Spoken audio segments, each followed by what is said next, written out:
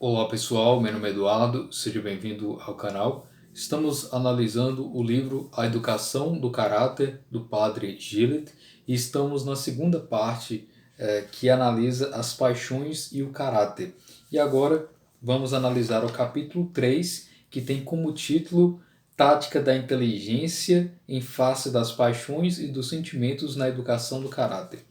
Então, nesse capítulo, o autor ele dá continuidade às várias táticas que ele sugere em relação às paixões, em relação à própria educação do caráter, E aqui ele vai falar sobre a inteligência em relação a essas paixões, Inicialmente ele trata sobre a ideia de vontade, que a vontade ela é uma atividade reflexiva, E é muito diferente, por exemplo, dos nossos instintos, das nossas paixões. Há essa diferenciação, porque a vontade ela é direcionada, ela é conduzida, Enquanto que a inteligência ela é basicamente saber como refletir, Então, enquanto que a vontade te direciona, ela é algo um pouco prático, no sentido de ser bem direcionada, propriamente dentro da sua inteligência, É uma atividade reflexiva.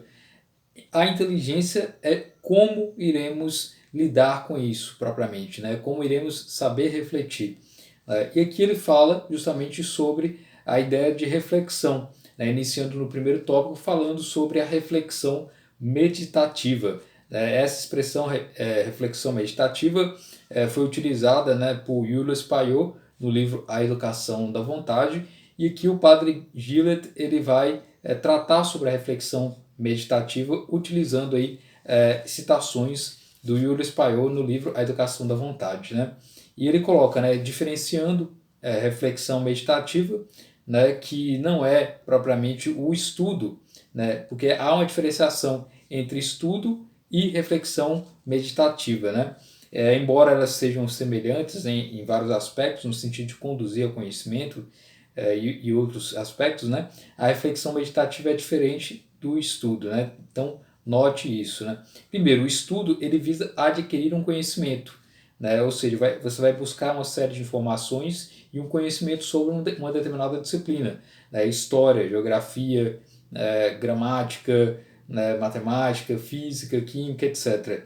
Enquanto que na reflexão meditativa, a ideia é provocar a sua alma, a ideia é provocar movimentos de ódio, e de amor em relação a algo propriamente. Então, note que a reflexão meditativa está relacionada ao nosso interior, a nossa capacidade de refletir sobre a nossa vida, sobre a forma como encaramos a vida propriamente. Enquanto que o estudo visa adquirir conhecimentos aí. Então, ele coloca também, faz uma citação do Julius Payot que trata sobre essas diferenciações, E para Julius Payot, a verdade ela não importa na reflexão meditativa.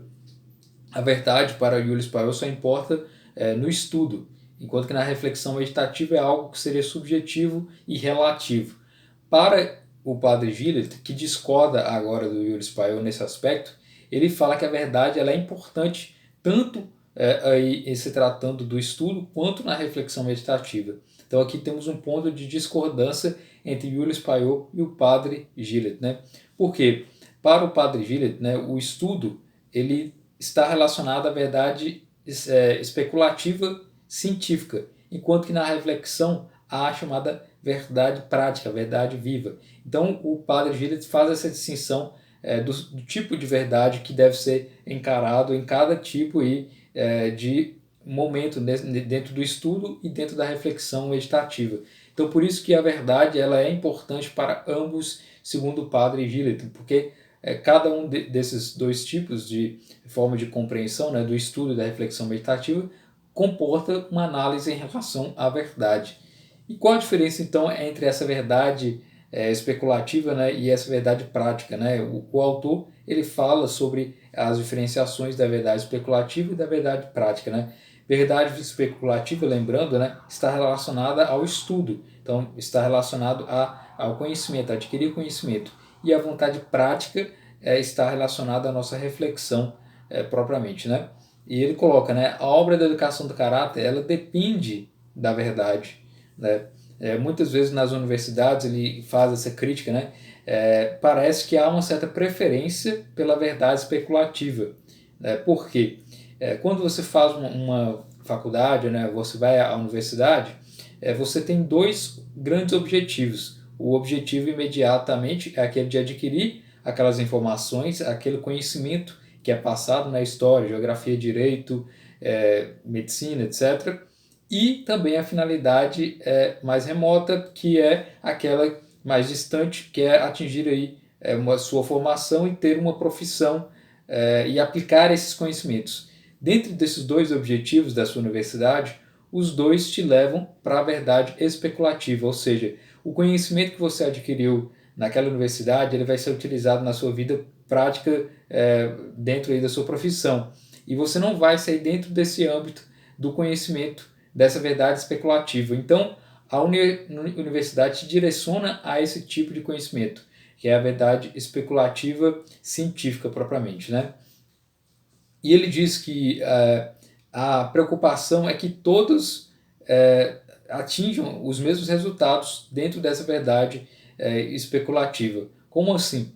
Se você se forma em direito, provavelmente o que se espera é que você seja um profissional do direito e irá aplicar o mesmo conhecimento que você adquiriu naquela universidade, sem haver uma diferenciação.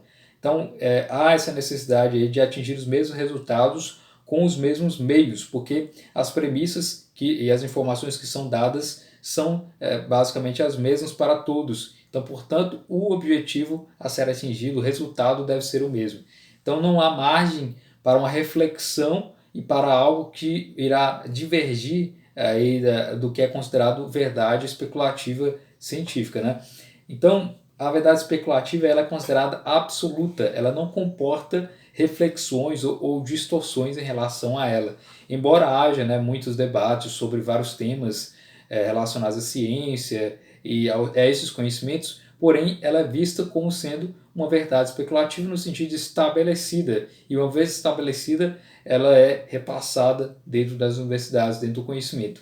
Então, não se serve propriamente a uma conversão do caráter, a uma mudança do caráter, a uma mudança moral. Essa verdade especulativa ela é o conhecimento que é adquirido, né? Você pode muito bem saber todas as contas, né? Todas as equações matemáticas e não se modificar propriamente na sua moral, no seu caráter. Então, nem sempre, né, o conhecimento de informações relacionadas a determinadas matérias irá te proporcionar uma evolução, uma melhora em se tratando da educação do caráter, né?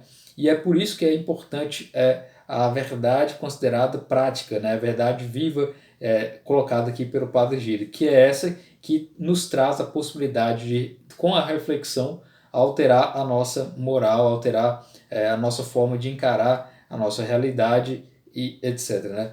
Então, o autor ele não nega a importância, é importante dizer isso, né, da verdade especulativa como algo bom e positivo para a construção e para a melhora da humanidade. Né? Através aí dos grandes pensadores é que nós tivemos a ciência, a filosofia, né? Tudo que é construído hoje de bom e produtivo de conhecimento está relacionado a essa verdade especulativa científica que ele coloca aqui. Porém, ele ressalta a importância da verdade em se tratando aí da verdade prática, né? No sentido de mudar a nossa moral e apresentar a educação do caráter. Porque a verdade especulativa, ela, segundo o padre Gillet, ela é impotente para moralizar povos ou indivíduos, para construir um caráter de raça ou um caráter individual.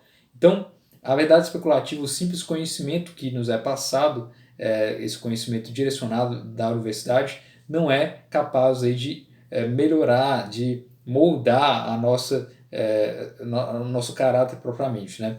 Em seguida, ele parte para o segundo tópico, que trata sobre a verdade especulativa e verdade prática, né? Tentando ainda fazer essas distinções. Né? Então, para mudar a moral, se desenvolver e tudo mais, é preciso deixar de apenas contemplar essas verdades exteriores, no caso a verdade especulativa, científica, né?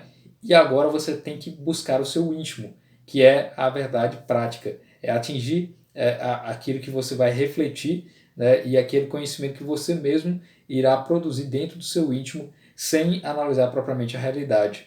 né? Ou seja, sem ter uma grande influência do conhecimento propriamente especulativo. Embora ele possa, eventualmente, né, apresentar algum tipo de influência, mas na verdade prática é sua reflexão propriamente, né? E se tratando aqui, ele coloca, né, usa o termo alma, né, que segundo ele que é uma complexidade que nós temos como seres humanos, né, são as nossas energias, né, a nossa inteligência, a nossa vontade, a nossa sensibilidade. E como lidar com a alma que traz essa complexidade toda, como não se contradizer, né? Ele diz que, muito embora exista as possibilidades de se contradizer, em se tratando aí de vários aspectos que nós temos paixões que contrariam nossas inteligências, né, inteligências que contrariam nossas paixões, nossa sensibilidade, etc. Na verdade especulativa, não é possível ocorrer essas contradições, porque na verdade especulativa é algo matemático, é algo que está relacionado àquilo que é considerado absoluto, enquanto que na verdade prática isso pode ocorrer, né? Ou seja, o ser humano ele pode adaptar-se mesmo diante das contradições e na verdade prática, né?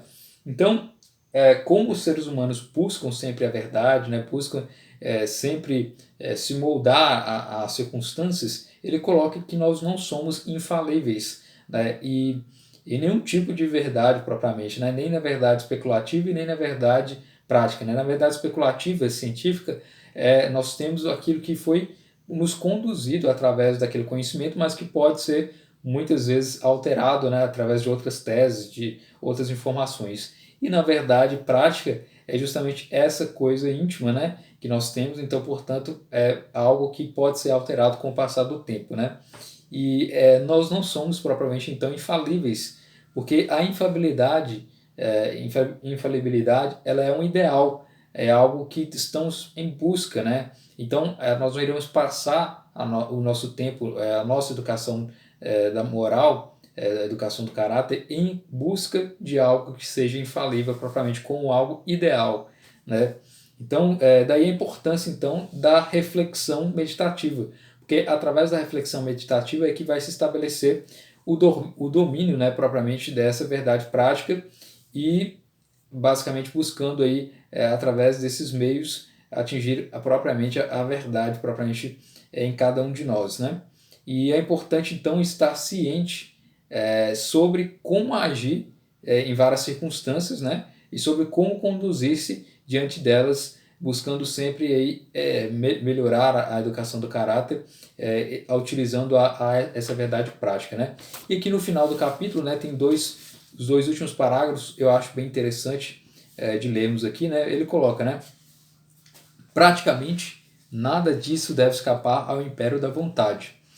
E se, para tornar-se um cristão de caráter, é preciso afastar-se dela tudo que for nocivo, soldando-a aos estados afetivos, paixões e sentimentos que lhes são favoráveis, é preciso discernir em nós todos esses elementos, familiarizar-nos com os pormenores da ciência da nossa natureza, chegar a conhecer as relações entre todos esses fenômenos, precrutar-lhes a influência recíproca, as associações, combinações e dependência em face das sugestões exteriores e interiores.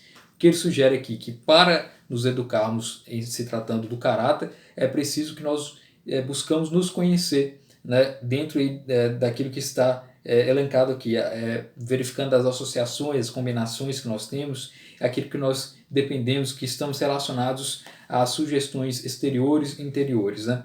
E ainda prosseguindo no último parágrafo desse capítulo, ele diz: só conseguiremos isso pela reflexão meditativa, à custa de observação aguda e sutil. É essa reflexão, essa volta constante sobre nós mesmos, que nos fará procurar com paciência todos os motivos capazes de despertar em nós paixões nobres, sentimentos cavalheirescos, de associá-los à prática das ideias cristãs, de transformar essas ideias abstratas em afeições sensíveis. Ela nos fará conhecer a fundo nosso instrumento, a maneira de usá-lo e de renovar os registros, de combiná-los, de subir ou baixar o tom, conforme a natureza se expandir à custa ou em proveito da graça. Ela, enfim, nos fará homens de caráter, sabendo para onde ir e indo de fato senhores de si, tendo no coração a paixão da verdade. Então, essa é a importância da reflexão meditativa, né? Ela irá nos conduzir à educação do caráter aí. Então, espero que você tenha gostado dessa análise, né, desse capítulo. Se inscreva no canal se você não está inscrito ainda, né, e compartilhe esse vídeo dentro aí do possível nas suas redes sociais. Muito obrigado pela atenção.